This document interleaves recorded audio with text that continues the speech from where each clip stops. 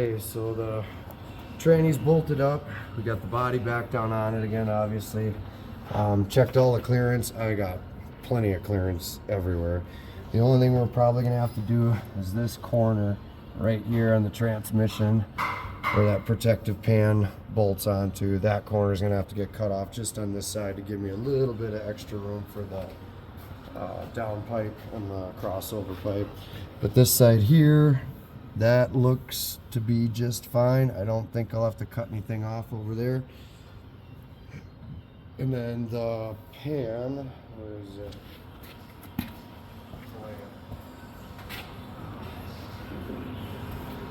So pan here, gonna have to cut this off so it's completely flat in the back.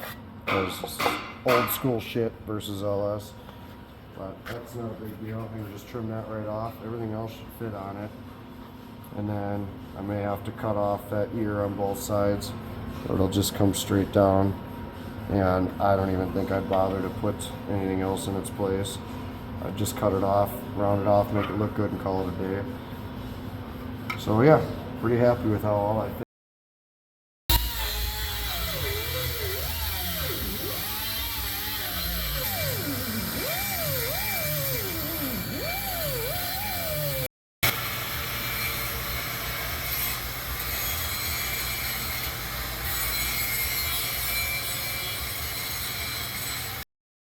Alright, so now that I got this all cut out and made even, we're just putting a piece of 1/8 inch in here to fill that in.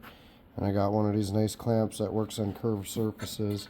So it's doing a pretty easy job of sucking the piece in there. I just left both ends a little long because it's never a guarantee how it's going to go in there. Alright, that at least gets me really close. And then I can weld and hammer from that point. But at least it got me close. Okay.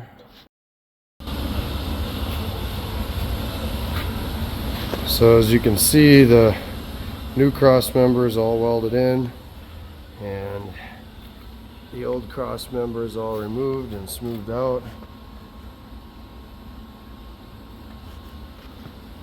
I got just enough clearance down in there. I got that wood shim kind of giving me the room. I got enough room on the back side of it for the yoke. And that puts me at the same height that the drive shaft originally was in the back. So then now I have to set up these new hangers. So here's the original hangers for that cross beam. And then I went and I machined new studs for it that are 5/8 of an inch longer than what these ones are. So I just got to cut them off, weld the new studs on, and then I can hang that piece up. Okay, got the torsion crossbar located back in there again, and then you have those access holes so you can punch them rods out of there. So I have to take and carry that hole all the way through there on both sides, so you still have access to something to punch that out. Got the cross member all tacked together. Fits in there really nice. Everything's good and square and straight. Worked out pretty good. Got enough room for the 4-inch exhaust to come through here. And then here obviously is the drop for the drive shaft. Provides good protection for the transfer case. And after lowering the cab and stuff yesterday, I decided I'm not going to bother clocking the transfer case. And like I said, this here provides some pretty good support for it as well. So now I just got to weld it up solid, and then where the bolt holes go, I have to put in some heavy wall pipe so it doesn't crush anything on either the frame or the brace here. But first step first, weld it all up. All right. Okay, see if I can explain this out right. So you can see about where I'm located. So I drilled the one hole here, and then just stuck a bolt through that to help hold everything position. And then I drilled out this one to 3/4, And then if you look here, I have 2 spacer pieces that I made. So I'll have to do one side at a time to keep everything lined up so the bolt keeps it in alignment.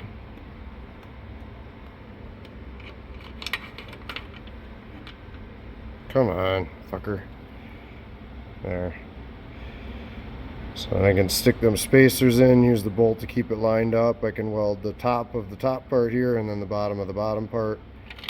And then once those are welded, I can pull the bolt I got in here for alignment out, remove the item, the cross member, and then weld the top side of the frame here and the bottom side of the cross member, then stick it all back together, and then do the same thing over here, punch that out to 3/4, do it all over again. But yeah, hopefully that makes sense. And I got the bevels on there because they have to be ground flat, so I need an area for the weld to sit. All right, go get that done. Good enough chunk of work, but got all those tubes welded into the frame and into the cross member. Got my bolts in there. So now we just got to work on the transmission mount itself.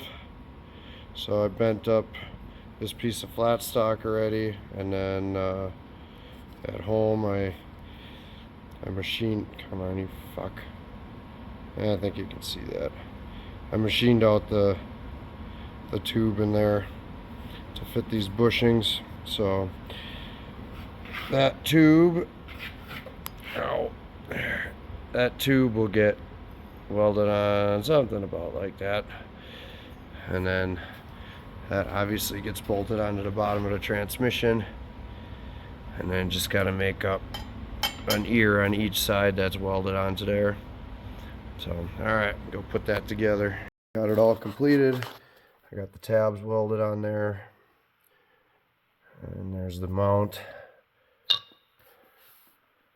And then I opened up these holes just a little bit. I stepped up 1/64 larger.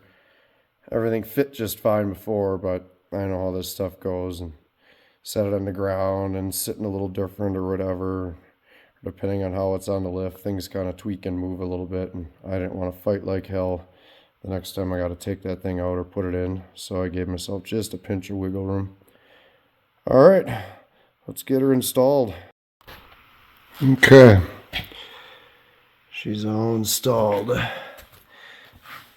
Transmission, engine, and transfer case are all hanging in their respective mounts. Turned out pretty darn good.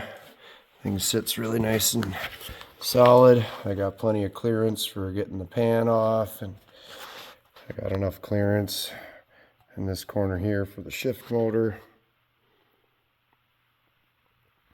Yep, good solid. Sorry, good solid mount.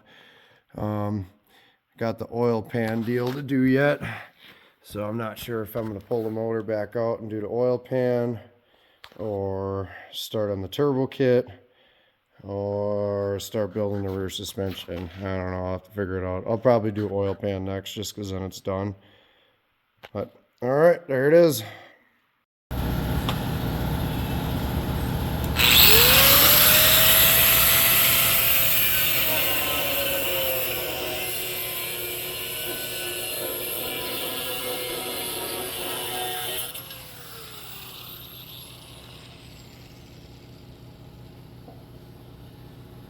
This here was curved.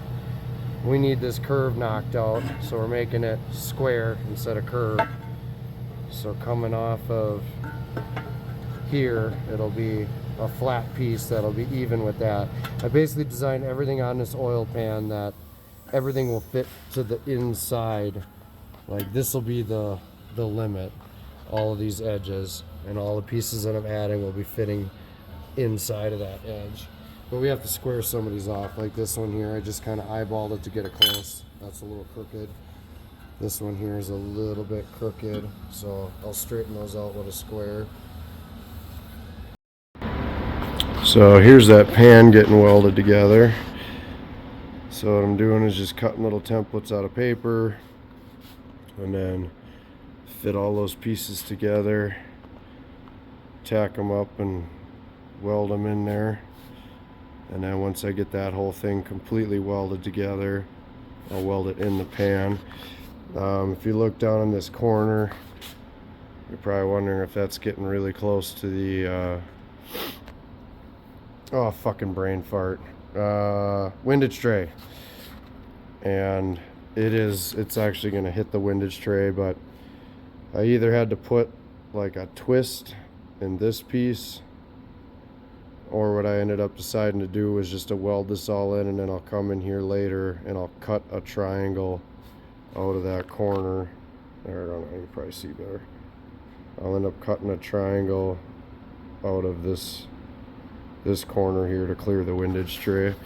And it was just easier to do that than to twist the metal. I had to bend this sheet to fit around that corner, which I got to put a little bit of tension up there to hold that into spot. But that was enough of a pain in the ass. I didn't want to try twisting it. Alright, one last piece to stick in here other than that triangle. Okay, got it all welded up. Kind of looks like some high school kids fucking project or something. Here's some scrap metal. Just go put some shit together, but it drops right in there. Fits pretty nice. So now you have to, there we go. Jesus Christ, nice camera work fucking running around. Anyway, we got to take and then cut that one corner off here, the corner that I didn't finish welding. I don't know exactly how much I'm gonna have to cut off yet, but I'll find out once I tape it in there and then set it on the motor. It is all finished up, ready to go in. There's that little triangle part I was talking about. There's a big giant gaping hole.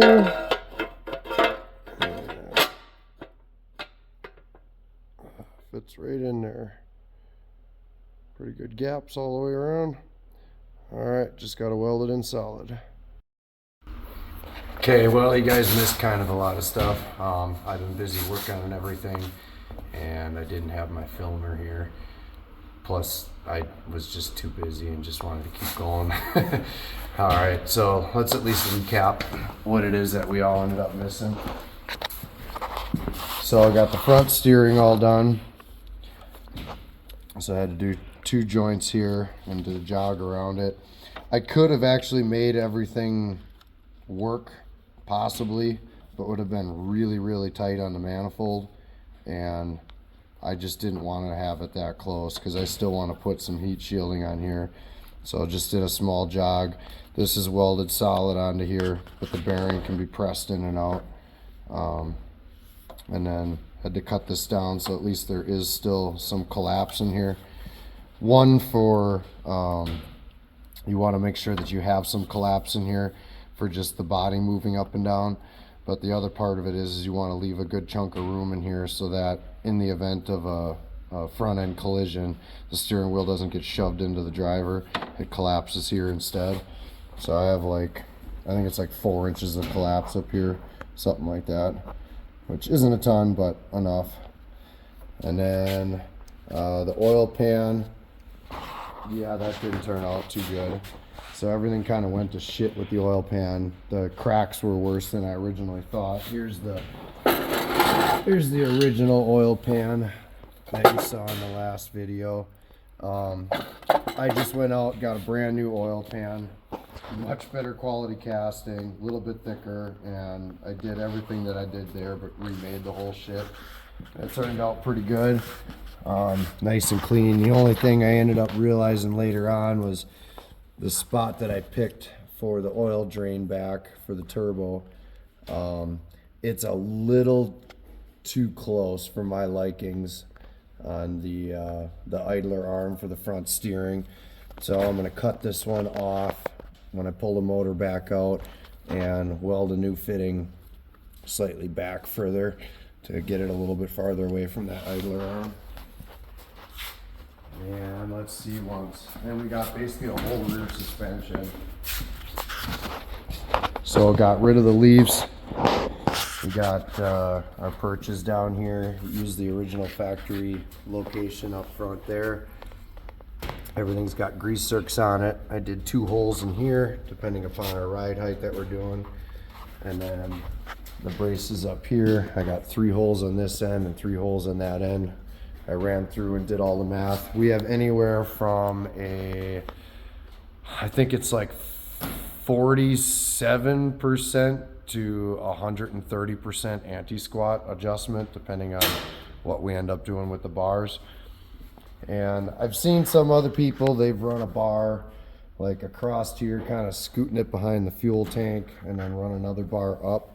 But it's sort of a pain in the ass, and I really didn't, it wasn't necessary. So instead I just have one angled bar here and then utilize that for the battery location. So I just got a couple of riv nuts installed in here, and that's bolted in. And then there's one bolt that goes up to the hanger here. So I still have to make the mounts to mount this battery to the tray. And basically what you'll be doing is once it's in the car, you can reach up here and connect your positives and negatives. But to get the battery out, you have to pull out those 3 and the one in the back here, and then that whole tray will drop out and you pull your battery out the bottom. So I'll still have to make the mounts to hold the battery down and tight in this location. I reused the factory bump stops, and then I have this piece sticking down here because that's like a hard stop. So I got 3/4 of an inch of the rubber for the bump stop here, and then once that rubber gets compressed that far, then this hard stop hits on the pad, because I absolutely cannot let it go any higher than that, because if it goes any higher than that, not only does this part here hit the box of the truck, but the drive shaft will also hit this, and excuse me, and the pan hard bar would hit here on the frame. So that's why I put those hard stops in, because otherwise you'll end up messing up all kinds of stuff. But at least with the rubber there, you got some room. I cut out the old cross member that was here, and then I fabbed in and made this whole piece here and welded that into the chassis, and then added a much stiffer bar. This is where our shocks are going to get mounted to. So that's what we have to do today, is we got to make tabs to mount the shocks here, and then tabs down there on the axle. And that's pretty much it for the rear suspension once we get those shocks mounted on there. So all that's left to do is mount these shocks, mount the battery, and yeah, that's it. After that, this thing can be completely stripped down and then sent out to get blasted and powder coated. So, all right, we'll catch back with you after I get some measurements and we start making our tabs. Thanks for watching the video, guys. I noticed when I was looking back through some of it, there's a lot more that's missing. Like you can see the manifolds in one of the shots there in the last clip, and I can't find any video for any of the stuff to do with the manifolds, but I did find a couple of pictures at least located on the phone. So I'll stick them up here, and you can at least look at those pictures and kind of get a rough idea of how things went with where the turbo is located and the wastegate and stuff. Our next video coming up, there's a bunch more missing there too, but I'm covering some of the engine assembly, a tiny little bit on the tranny assembly. There might be some stuff in there, I think, on the front diff. I don't think there's any video stuff left over from the rear differential, swapping out to the posi and stuff in it. But I'll try and catch things up, fill things in with pictures or whatever the best I can on the next video. But there definitely is some missing chunks in there, and we're getting pretty close to a lot of the stuff that we have. Like, there's a lot of work that's done, and there is a lot of missing stuff. But as soon as we're caught up here, I'll start shooting better videos, and you guys should see a heck of a lot more going on. But thanks for watching, and hope you catch the next one and enjoy the build. Thanks. Bye.